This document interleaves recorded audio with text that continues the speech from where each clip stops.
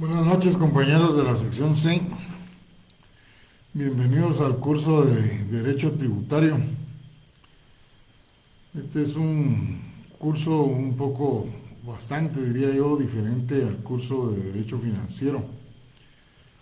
Hoy les podré contar algunas cuestiones que no les pude contar antes.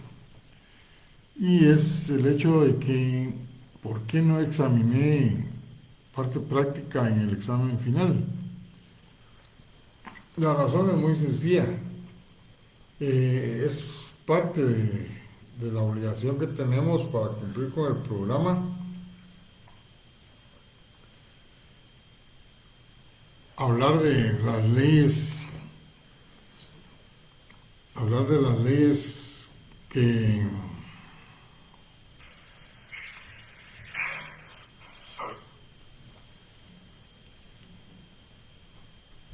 en las que se basa la actividad financiera del Estado. Disculpen el lapsus, pero es que estoy controlando que hay algunos compañeros que todavía están solicitando unirse al curso.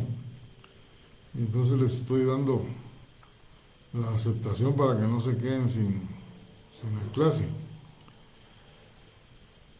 Pues se decía que hablamos de leyes de la Contraloría, del Banco de Guatemala, del presupuesto, de la ley monetaria, de la SAT. Y como ustedes se dieron cuenta, son leyes en las que se basa la actividad financiera del Estado, o sea, toda la actividad económica financiera que realiza el Estado para poder proveer de los recursos necesarios al Estado para cumplir con sus fines y controlar que sean bien utilizados dichos recursos. La pregunta es, ¿cuántos de nosotros vamos a asistir a una de esas empresas como trabajadores el día que nos graduemos?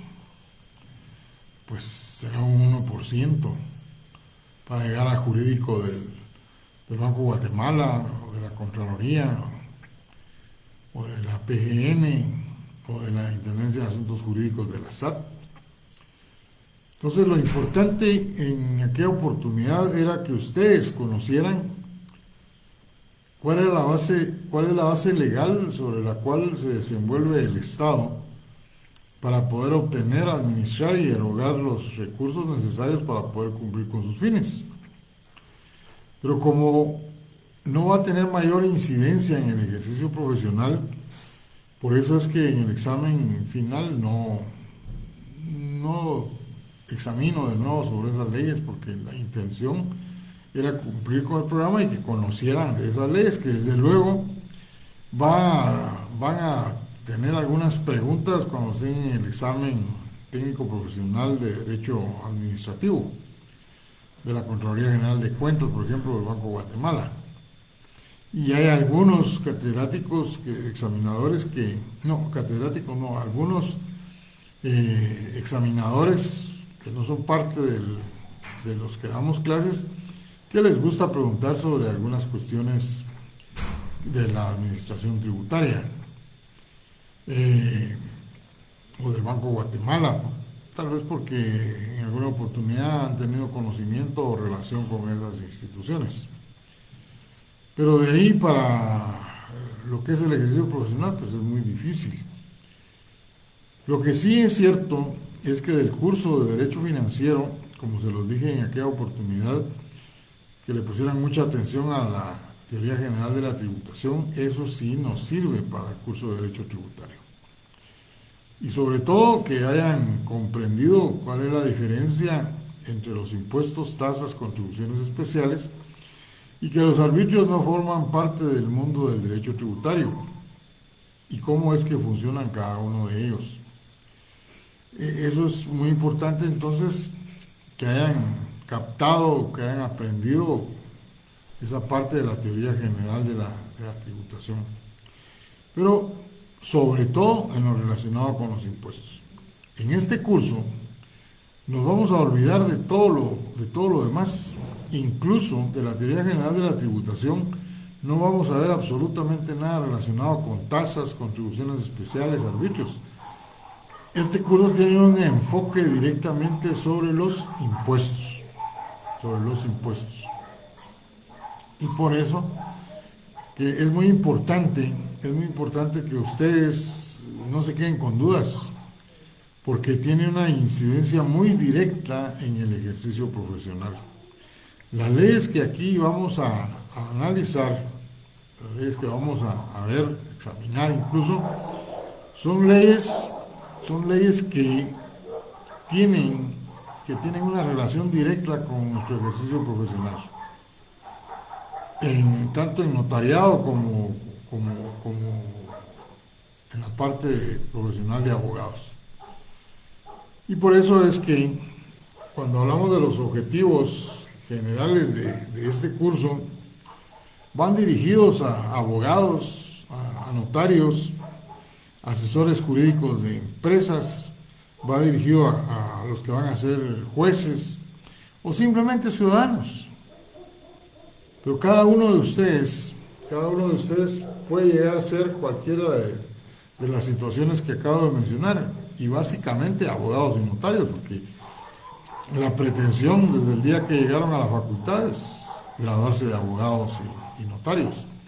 Y entonces van a ejercer, van a tener su bufete, o van a estar trabajando en alguna empresa como abogados, pues les van a hacer consultas relacionadas con la materia tributaria, que no les quepa la menor duda. Y entonces pretendemos que todas estas calidades que acabo de mencionar, pues no es que pretendamos que salgan expertos en impuestos. Eso no es una cosa que se aprende de la noche a la mañana. Eso se necesita de bastante estudio, de profundizar bastante, tanto en la teoría como en las leyes de las cuestiones impositivas. Pero sí necesitamos que tengan bien claro cómo es que funciona la relación jurídico-tributaria, cómo se da la relación entre el fisco y el sujeto pasivo, o sea, la relación entre el sujeto activo y sujeto pasivo. Porque recuérdense que sujetos activos hay varios, y sujetos pasivos, pues ustedes, ya cuando hablamos del Código Tributario, pues tuve la oportunidad de explicarles cómo es que funciona esta clasificación. Entonces, es indispensable que conozcan cómo funciona la relación jurídico-tributaria, puesto que de ella es que nace la obligación tributaria. Y si ya tenemos establecida una obligación tributaria para un determinado sujeto, necesitamos que ustedes tengan claro cómo se determina o cómo se fija el monto del impuesto y quién es el que lo tiene que pagar. Y cuando estamos hablando de cómo se determina o cómo se fija el monto del impuesto, ya estamos hablando de la aplicación de esas leyes impositivas. Aquí cada vez que hablamos de fijar monto de impuestos a pagar, estamos hablando de dinero. Y ustedes no pueden darse el lujo, ya como profesionales, de no saber calcular un impuesto, como por ejemplo para una compraventa de un inmueble. Llegan en su notaría y les van a pedir que hagan un contrato de compraventa, y lo primero que pregunta el comprador es, licenciado, y el monto de la compraventa tiene que ser de lo que yo voy a pagar o de lo que está inscrito. Lo legal y correcto es sobre lo que les van a pagar, pero la gente generalmente ya ni hace esas preguntas, sino que de una vez le dice a uno, aquí está el recibo del using y la compraventa la vamos a hacer por el monto que está inscrito, 50,000 quetzales, por ejemplo. Y la primera pregunta es, ¿cuánto es lo que tengo que pagar de impuesto? Cuando ustedes van a decir el monto de lo que tienen que pagar, ya tienen que saber qué impuesto es el que se tiene que aplicar. Y a las compraventas se les aplica o el IVA o el timbre. Pero ustedes tienen que estar claros de las razones y de las causas de por qué se aplica una o la otra.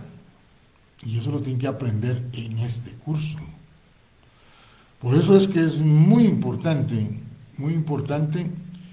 este curso, porque está íntimamente vinculado con el ejercicio profesional, con el notariado. Ya ustedes en notariado, ya me acuerdo yo cuando platicábamos con Neri Muñoz, que él daba también la licenciatura y en el último año, y siempre estábamos en la misma sección, y él me platicaba sobre qué leyes o sobre qué temas estaba tocando de algunas leyes impositivas, y para que estuviéramos unificados con los criterios y no entrar en controversias en las cuales los únicos afectados eran los alumnos.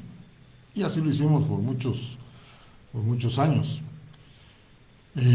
Incluso cuando Bonerge Mejía, ex decano, también dio el curso de Derecho Notarial en el 9º y 10º semestre.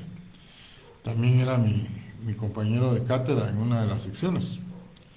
Bueno, pues todo esto se los cuento para que vean cómo está vinculado, aparte del ejercicio profesional, con los exámenes técnicos profesionales.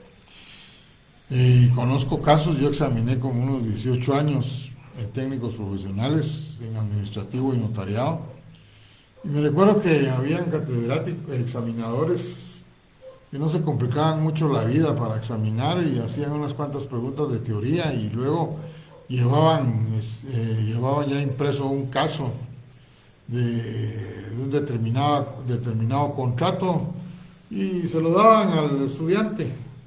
En el tiempo, yo me daba cuenta en el tiempo de que los exámenes comparecíamos 3 examinadores y había un presidente de los 3 examinadores que dirigía la orquesta. Y les decía, bueno, aquí está este caso, este contrato, y aquí están las preguntas que quiero que me explique después de leer el caso. Y empezaba desde qué clase de contrato era, cuáles eran las características, etcétera, hasta llegar a la fase en que le decía, bueno, quiero que me cuente cuáles son los impuestos que tiene que pagar, al detalle. Aquí hay papel y lápiz. O sea, ahora tal vez ya no son tan rigurosos como en aquellos tiempos, pero sí hacen preguntas, porque es obligado en derecho notarial cuando se habla de contratos, la aplicación de los impuestos.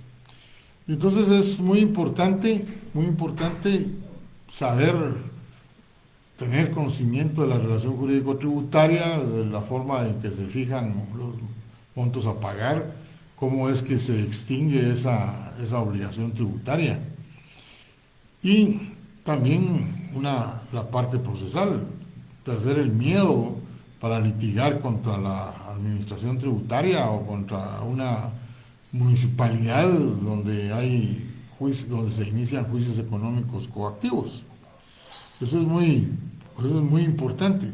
No queremos expertos en materia tributaria, pero sí queremos que tengan conocimientos para que el día de mañana, en el ejercicio profesional como abogados y notarios, como asesores jurídicos de empresa, incluso jueces o simples ciudadanos, pues sepan cómo es que operan los impuestos en Guatemala. Y de ahí que es muy importante que tengan claro cuáles son los impuestos directos e indirectos. En Guatemala tenemos entre unos 20 y 25 impuestos. Sin embargo, no vamos a ver todos esos impuestos. Vamos a ver 6 impuestos, 6 leyes impositivas que son las que tienen total vinculación con el ejercicio profesional del abogado y notario.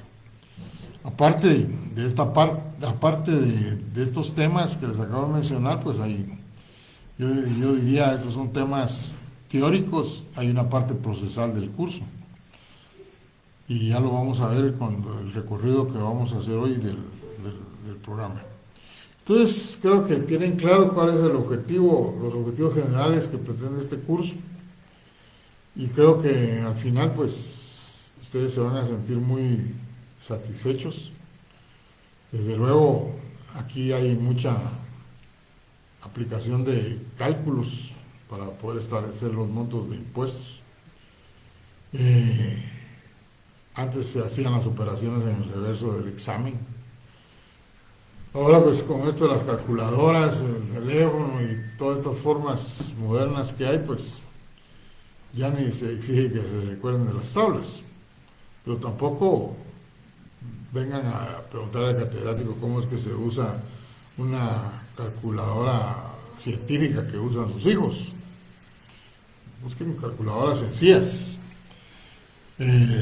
¿Por qué les estoy diciendo esto? Porque en una cena de festejo del Día del Maestro que dio el señor decano la semana del 25 de junio, en esa cena, dentro de toda la información que proporcionó, dijo que los exámenes de este semestre iban a ser presenciales, que las clases iban a seguir en línea como lo estamos haciendo a partir de hoy, pero que los exámenes iban a ser presenciales. Lugar, hora, no les puedo decir nada de eso porque la información fue general, solo para que tuviéramos conocimiento y yo se los traslado a ustedes para que se empiecen a preparar desde el inicio. No es lo mismo el examen presencial, y ustedes perfectamente lo saben, como lo sé yo, un examen presencial a un examen como lo hemos estado haciendo en línea. Así que ya tienen la información general de lo que son los objetivos, informaciones como lo de los exámenes, igual que el semestre anterior. El primer parcial son 30 puntos, 15 de teoría y 15 de práctica. El segundo parcial 20-20 y el final pues es parte teórico y parte práctica, desde el principio hasta el fin del programa. No examinamos por partes, ¿no? El examen final es evaluar los conocimientos completos que se han adquirido durante el curso. Y aquí sí les cuento que los exámenes de retrasada llevan incluido parte práctica. Mientras que en los exámenes de retrasada de Derecho Financiero no llevamos parte práctica, sino solo teoría, como fue el examen final. Por cierto, los que se van a examinar de retrasada ya van a publicar los horarios, las fechas del examen de retrasada de Derecho Financiero y no se vayan a ningún lugar más que a su sección donde se examinaron del examen primero y segundo parcial y el final. Ahí vamos a evaluar a cada una de las secciones C y D. Ahí les vamos a poner el examen para que lo contesten. Parte teórica, de principio a fin. Si estamos hablando de parte práctica, vamos a seguir con el mismo tema de los laboratorios. Lo único es que aquí sí quiero recalcar, y creo que lo voy a hacer muy seguido, no se vayan a molestar, el hecho de que los laboratorios que vamos a pasar son laboratorios que ustedes deben de contestar en una forma individual. Por favor, háganlo. Es la única forma en que realmente pueden conocer las leyes impositivas por un lado y por el otro aplicarlas, aprender a aplicarlas. Yo les voy a dar las respuestas. Están en total libertad de comparar con los demás compañeros, pero una cosa es comparar y otra cosa es borrar lo que ustedes contestaron para poner lo que el otro contestó. Ustedes no saben si la respuesta del otro compañero está mala. Yo se los dije muchas veces. Califiqué exámenes porque yo los imprimo de la parte práctica, donde lograba juntar hasta 15 exámenes que estaban contestados de la misma manera, con los mismos errores, las mismas malas. Yo les decía, no hagan eso. Si hacen comparaciones, por lo menos vean el artículo que les están diciendo que es. Pero aquí no les puedo hacer esa recomendación. Aquí ustedes cometan sus errores y conmigo, cuando yo les esté explicando el caso, los van a subsanar. Así es como van a aprender. Pero de nada va a servir que el día que voy a resolver los exámenes y explicarlos, porque aquí sí los tengo que explicar, hay que leerlos y decirles cómo es que está la situación para luego decirles cuál es la respuesta. De nada me va a servir que yo hable tanto si ustedes no contestaron nada y solo van a copiar las respuestas que yo les dé. Con eso no aprenden nada. Absolutamente nada. Tienen que tomarse el tiempo para contestar esos laboratorios y hacerlos en forma personal. Es la única forma como van a conocer las leyes. Son 3 leyes por examen.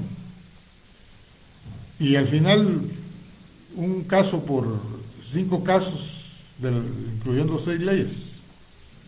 Tienen que poner de su parte en leer esas leyes y contestar los laboratorios en forma personal para poder aprender.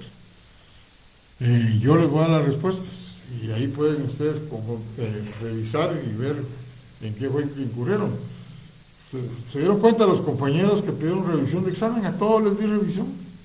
Usted contestó tal cosa, lo correcto era tal y tales artículos. Y incluso los que solo les pongo un punto, les explico por qué les eliminé los otros 2. Que lo hago como que si estuviera en presencial la revisión. Y yo creo que pues, se han quedado satisfechos, no he tenido ninguna queja, han revisado y se han dado cuenta de que efectivamente cometieron errores.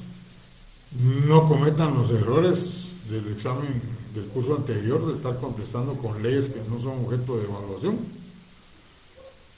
Estaban algunos compañeros asesorados por profesionales de las ciencias económicas, auditores economistas, y me contestaban con leyes que nada que ver con nuestro curso. Pues aquí no pueden cambiar las leyes, pero la forma de enfocarlas sí. Un auditor interpreta las leyes tributarias en forma diferente a como las interpreta un abogado. No les quepa la menor duda. Y eso lo sé por mi ejercicio profesional, donde he estado vinculado mucho con auditores. Y la forma de interpretar es diferente. Ellos se van por el aspecto contable y nosotros por el aspecto legal. Y entonces no se pueden dejar orientar ustedes en un examen por personas que estén en un ejercicio profesional diferente. O contestar con otras leyes que no son objeto de examen. Bueno, contesten los laboratorios. Eso es muy importante. Los casos son reales. Los casos del derecho financiero, pues algunos eran reales, otros ficticios totalmente, producto de tantos años de dar estos cursos, pero los casos que se plantean en los laboratorios de derecho tributario son reales. Cada uno de ellos es porque se ha dado en más de alguna situación en la realidad. Y entonces es importante que los contesten. Más vale cometer los errores aquí, en el curso, y no en la práctica. No determinan bien el monto de un impuesto en una compraventa y el registro de la propiedad se los va a rechazar. Y cuando ustedes se los rechacen, van a tener que llamar a su cliente y decirle, mire, faltó 5,000 quetzales de impuesto. Pero ¿cómo le van a explicar a su cliente que por no haber fijado bien el monto del impuesto, también tiene que pagar una multa de 5,000 quetzales? Las multas en los impuestos que no se determinan en forma correcta es el pago del 100% del impuesto omitido. Imagínense ustedes. Entonces, todo error que se comete en el ejercicio profesional tiene que ver con dinero. Y el día, que a nadie se lo estoy deseando, el día que cometan ese error en la práctica, ese día ustedes cargaron y van a cargar por muchos años con una fama negra que les va a hacer ese cliente. En cualquier oportunidad que tenga, va a mencionar su nombre y va a contar lo que le hicieron y cuánto le hicieron pagar de más. O que sencillamente porque les rechazaron la escritura por un error en la forma del pago del impuesto, en ese ínterin presentaron un embargo y entonces el inmueble ya no está limpio. Una cosa tan sencilla pero tan grave. Entonces, vuelvo a repetir, cometamos los errores aquí en el curso, haciendo los laboratorios. Pregúntenme. Yo siempre les he dicho que no soy ningún sabelotodo, ningún sabio, pero les voy a contestar en base a lo que sé, y cuando me pregunten algo que no tengo conocimiento, pues como siempre les he dicho, honestamente les voy a decir esto, sí, no lo tengo claro, mejor lo voy a estudiar, lo voy a analizar y en la próxima clase lo explico. Y ustedes se dieron cuenta el semestre pasado que lo hice. Así que no se queden con las dudas, pregunten, no estamos presenciales, no levantan la mano, pero pueden escribir. A estas alturas ya aprendí a seguir hablando y leer lo que escriben. Voy a chequear si no hay compañeros que están pidiendo que los aceptemos. Hay 7 compañeros. 9. Bueno, ya nos actualizamos. Vamos a continuación a hacer un repaso del contenido del programa. Para empezar el miércoles ya con el primer tema, que es el derecho tributario.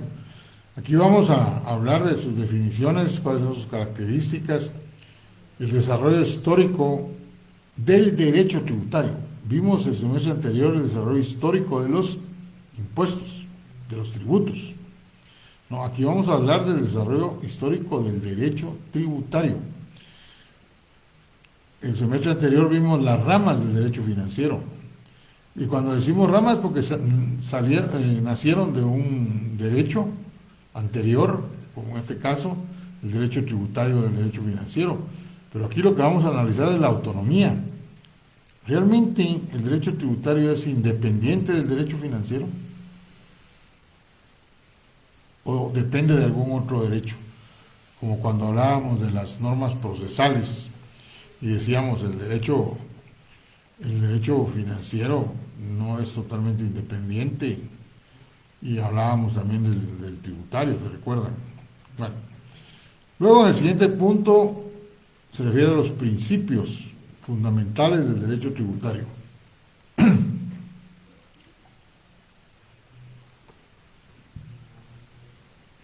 El semestre pasado vimos principios, pero principios de impuestos, los principios que dio Adam Smith hace más de 200 años, les decía, y que siguen teniendo vigencia, equivalencia, comodidad, de los que me recuerdo en este momento.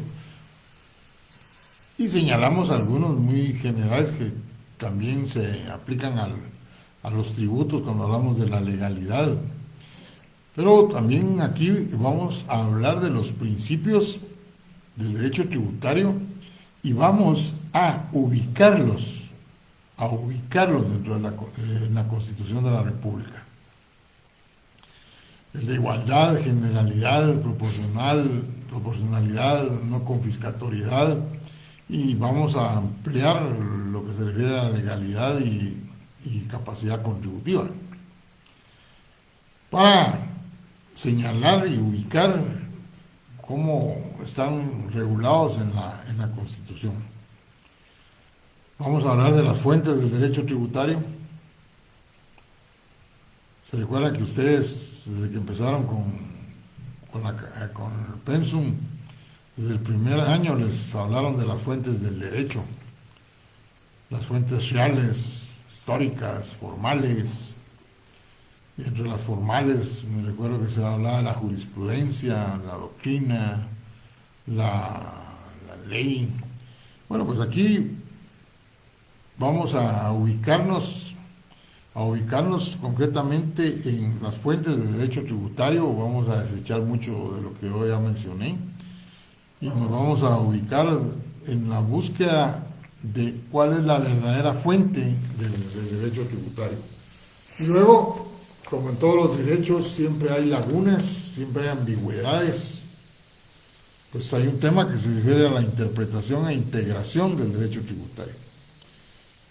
Vamos a ver algo que ustedes ya conocieron en el pasado, método literal, método histórico, método evolutivo. Todo eso se lo saben, pero aquí lo vamos a aplicar al derecho tributario para llegar a la conclusión de cuáles sí se aplican de esos que ustedes ya conocen y cuál es el verdadero y principal método de interpretación de esas partes oscuras, ambiguas o contradictorias que tienen las leyes tributarias. Y cuando hay lagunas, pues hay que integrar. Y rápido viene a nuestra mente el método analógico. ¿Será posible que apliquemos la analogía en el derecho tributario? ¿Puedo traer leyes de otras disposiciones legales al derecho tributario? ¿O de las mismas leyes impositivas las puedo mezclar unas con otras? Bueno, eso es parte del análisis que vamos a hacer cuando estemos en ese punto. Luego vamos a llegar a este tema tan especial que es la relación jurídico-tributaria. Aquí no es más que referirnos a cómo se relaciona el sujeto activo con el sujeto pasivo, dar sus definiciones, su naturaleza, características y, muy importante, sus elementos. Tanto hablar del hecho generador en el pasado y hasta aquí lo venimos a encontrar. El hecho generador es un elemento de la relación jurídico-tributaria muy importante, pero no por eso menos importante los otros, como el temporal. ¿Qué es eso de temporal? Pues la fecha que se fija en cada ley para el pago de los impuestos, y que si no los pagamos en la fecha que dice la ley, pues ahí vienen las multas, 100% de multa por el impuesto omitido, por el monto del impuesto omitido. No pagó 12 millones de impuestos sobre la renta en el tiempo debido, pues va a pagar 12 millones de multa. Así dice el Código Tributario. Y luego de que nos vamos a dar unas 4 clases para este tema de la relación jurídico-tributaria, unas 2 semanas. Es uno de los más importantes, considero yo. Pues de aquí, de esa relación, surge la obligación tributaria. Y entonces, si de ahí surge la obligación, entonces tenemos que ver el tema de cómo se establece cuánto hay que pagar de impuesto y quién debe pagar el impuesto. Y ese es el tema de la determinación tributaria, el cuánto y el quién. ¿Quién paga impuesto? Pues puede ser el sujeto. ¿Quién fija el impuesto? Pues el propio obligado. Pero lo puede hacer también el Estado, o lo pueden hacer los dos coordinadamente. Pues esas son las 3 formas de determinación del impuesto, que ya se las estoy mencionando, y que vamos a explicar qué impuestos se ubican en cada uno de ellos. Por ejemplo, en una importación de mercancías, ¿quién fija el monto a pagar del impuesto de importación? En el impuesto de herencias, ¿quién fija el monto del impuesto de herencias que se tiene que pagar? ¿Y quién lo debe pagar? Preguntas como esas son las que al final del curso ustedes tienen que contestar en la punta de la lengua, lo tienen que tener, porque se los puede preguntar cualquier persona. Recuerden ustedes que nuestra familia se siente muy feliz y contenta cuando ya estamos en el último año de la carrera. Y cuando hay reuniones y surge un tema legal, la misma familia, cualquiera que se siente muy orgulloso, satisfecho de que el hijo, el esposo o la esposa esté ya culminando la carrera, dice: no, pero si aquí está la fulanita que está en el último año, ya te lo puede explicar. ¿Cierto o no es cierto que se dan esas situaciones? ¿Y qué van a hacer en ese momento? No los quiero aburrir con hablar temas de esa naturaleza. Todo el mundo sabe que es porque no lo sabe. Y por eso es muy importante, porque esos temas siempre salen en reuniones familiares o con amigos. Y después de que se ha fijado el monto del impuesto a pagar, pues cómo se cumple con esa obligación. Es algo que ustedes aprendieron en derecho civil, los modos de extinción de las obligaciones: pago, prescripción, condonación, compensación. No sé si dije prescripción.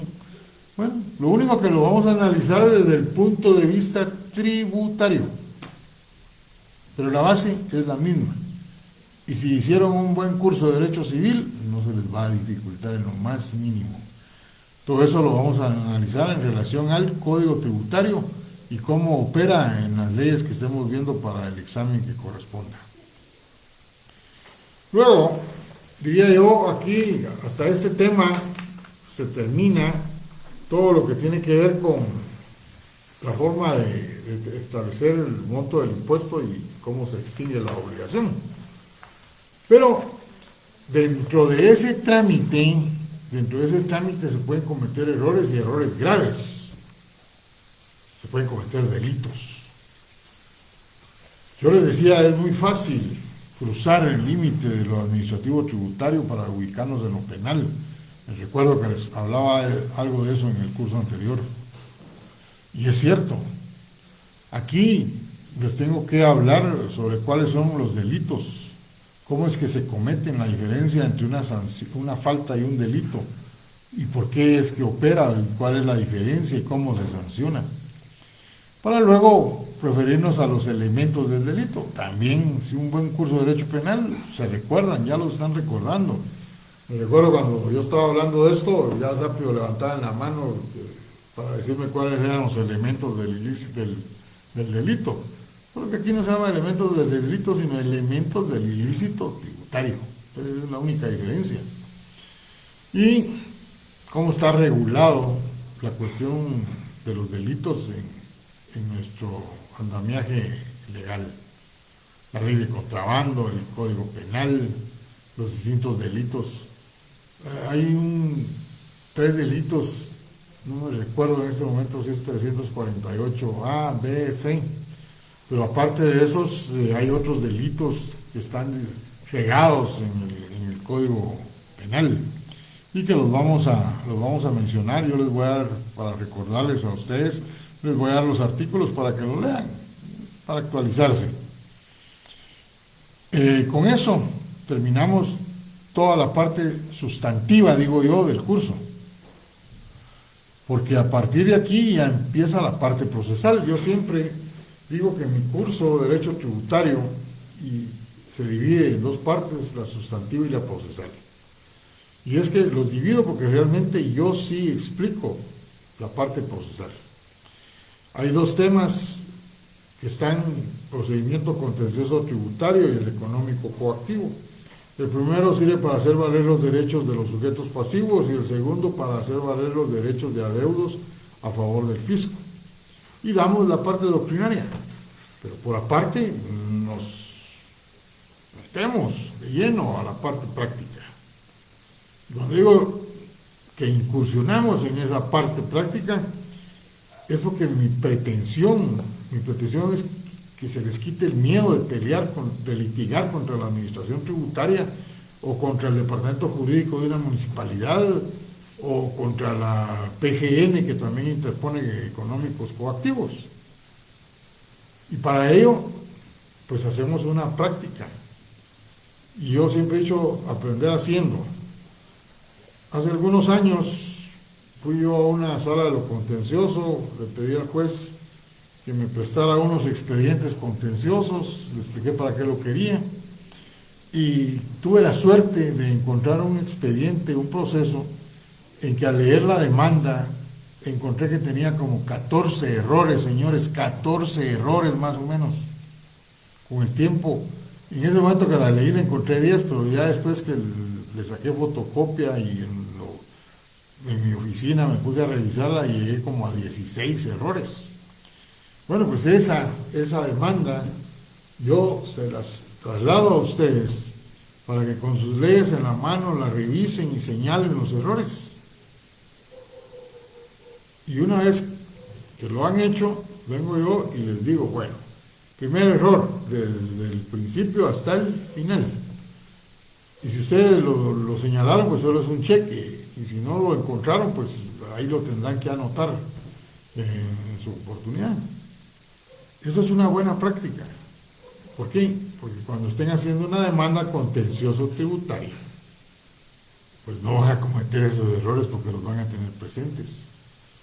Yo les voy a dar un borrador de una demanda contencioso tributaria, de algunas que he presentado y que les han dado trámite, no he tenido problemas con ellas, para que vayan formando un subfolder y que lo tengan ahí para el ejercicio profesional. Cuando les llegue un caso, pues van a tener ahí ya información, van a tener un borrador en el cual basarse, y luego ustedes ya lo van a mejorar, le van a poner su sello de la forma como ustedes plantean los escritos. Por ejemplo, muchos les gusta poner memorial. Yo no uso esa palabra porque al leer el diccionario, memorial es otra cosa. Yo siempre he utilizado la palabra escrito. Bueno, por decir algo, en la parte práctica del Código Tributario, para el examen parcial del Código Tributario, yo les voy a decir, van a leer hasta el artículo 120 y de ahí no pasan. ¿Por qué? Porque el 120 en adelante, eso ya es la parte procesal, que no entra en los exámenes. Eso es para el examen final. Para el examen final, entonces, les voy a dar un escrito de cómo evacuar una primera audiencia de la SAT, cómo interponer un recurso de revocatoria. Pues no es que se los voy a mandar ya, no, primero vamos a tener una práctica en la que ustedes van a participar, para luego tener ya su material. Incluso no les voy a decir, aquí está un caso, interpongan una demanda económico coactiva, no, ¿para qué? Si la mayoría de nosotros no va a estar en una de esas dependencias, vamos a estar en la calle, la mayoría, defendiendo a sujetos que son objetos de demanda económico coactivas. Entonces lo importante aquí es cómo contestarlas, y eso es lo que yo les voy a explicar. Toda esa parte procesal no viene en el examen. Aquí se apuntan a oír esas clases únicamente los que tienen interés en aprender, y que desde luego es la gran mayoría, y los que no lo hacen, siempre he dicho yo, pierden mucho porque aunque no es parte del programa, sí es parte para sus conocimientos en el ejercicio profesional. En el punto número 11, pues ahí están las leyes que son objeto de este curso: Código Tributario, pues sobre la renta, el IUCI, el IVA, el timbre, herencias, impuesto de circulación, análisis de esas leyes y objeto de examen, casos prácticos en los laboratorios como en los exámenes. Y con eso pues se terminó el paseo en el programa. Tenemos una bibliografía bien extensa ahí en el programa. Yo les puedo recomendar libros como el de Héctor Villegas, les puedo recomendar a Giuliani von Rusch, aun cuando es bastante elevado la forma como él escribe, pero sí se le puede, si uno lee despacio y se penetra bien en lo que él ha escrito, pues logra la comprensión. Pero si no, hay libros como el Sergio de la Garza, mexicano, muy fácil de comprender, igual que el de Héctor Villegas o el de Ernesto Flores Zavala. También Manuel de Juano, a pesar de que es un libro, yo le llamo histórico porque tiene más de 60 años de que lo escribieron, sigue teniendo vigencia todo lo que él escribió. Bueno, señores, vamos a ver si hay alguna duda. Pues no hay comentarios por lo que estoy viendo. Les agradezco a los 140 y algo de compañeros que estuvieron presentes en el curso. El miércoles empezamos de lleno ya con el tema. Y recuerden, este semestre es el semestre del sprint. Aquí todos los cursos son importantes. A todos hay que ponerle la misma atención. No porque me gusta más notariado que tributario, porque ahí se miran cálculos de impuestos y a mí no me gustan la aritmética ni las matemáticas. No, aquí todos son importantes, porque con uno que pierdan no cierran y no pueden seguir adelante con su examen técnico profesional. Así que pónganse las pilas, es el sprint y que todo les salga bien este semestre. Que tengan ustedes buenas noches y bienvenidos al curso de Derecho Tributario. Buenas noches.